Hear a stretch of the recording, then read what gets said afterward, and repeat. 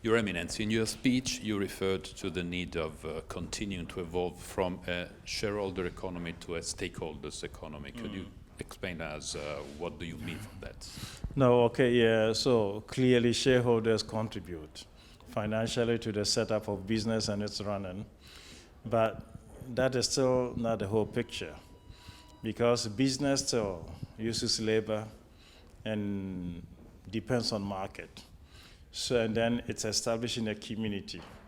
So the people who are involved in business are not simply those who contribute to set up a business, but the community, the society or the community in which the business is established, the environmental consequences, the market forces, the labor forces, and the family relation of the labor forces and all. So I think we think it's better to broaden the horizon of the nature of business by going beyond shareholders, so those who financially contribute to business, to those whose lives are affected by business.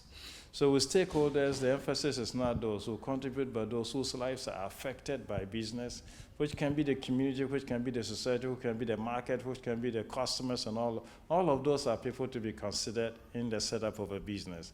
So if a business is going to be really successful, it's not because they bring good returns to shareholders who have invested in that. That is necessary.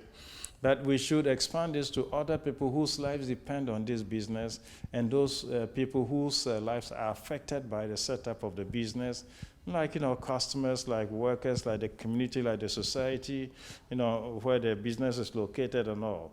So for us, we think that business serves a common good by widening its scope, thinking more in terms of stakeholders than shareholders. So that was a suggestion we made. Widening the scope of finance is a very vast debate all over the world, and not only, of course, in Italy, but worldwide. And what do you think that there has been any significant progress in sustainable finance over the last years?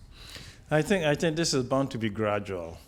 This is bound to be gradual and to proceed slowly, because it's going to mean a change of method, a change of mentality, a change of habit, a change of a whole lot of things. So for us, we would be modest in expecting a very slow movement and a very slow growth.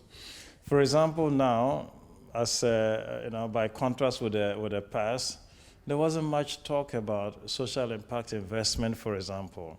There was a little bit of talk about, corporate responsibility and all of that. So in the several businesses, it just was enough for a business to do everything, just build a small school or clinic for a village, and that would have done corporate social responsibility.